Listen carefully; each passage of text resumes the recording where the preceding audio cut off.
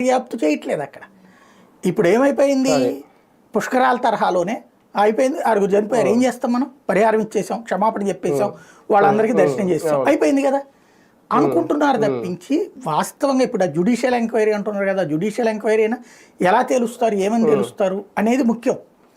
ఇది పత్రికల వాళ్ళు రాసినటువంటి దాంట్లో ఈనాడు, జ్యోతి, సాక్షి వీళ్ళెవరు రాయాల, ఒక ప్రజాశక్తి ఆ మొక్క టచ్ చేసింది.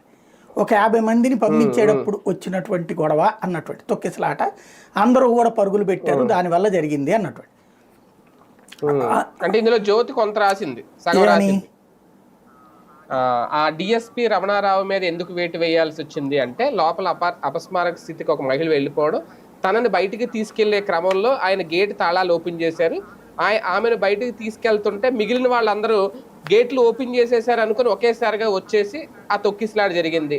ఆయన తాళాలు ఓపెన్ చేయడమే తప్పు, అందుకని ఆయన మీద వేటు వేశారు. అంతవరకు ఆ కోణం వరకు అయితే అది తప్పు కదా. ఇప్పుడు ఒక మనిషి అపస్మార స్థితిలో పడుతున్నప్పుడు ఆయన తీసుకెళ్తున్నారంటే గేట్లు తెరిచారని ఎందుకు అనుకుంటారు? ప్రాక్టికల్ గా మాట్లాడుకుందాం, ఎందుకు అనుకుంటారు జనం? అయ్యో ముందు అంటారు. ఇంకోటి, ఆ ఏరియాలో ఇది ఉండాలి కదా, అంబులెన్స్ ఎందుకు లేదు? అంబులెన్స్ లో ఎక్కిస్తుంటే ఎవరు అడ్డుపడరు ప్రాక్టికల్ గా చెప్పాలంటే. కాబట్టి అసలు అంటే లాజికల్ పాయింట్ మిస్ అయ్యారు అన్నటువంటిది అయితే అర్థమవుతుంది. ఇది దాంట్లో రేపు మరి జ్యుడిషియల్ ఎంక్వైరీ తేలుతుందో ఏమో తెలియదు.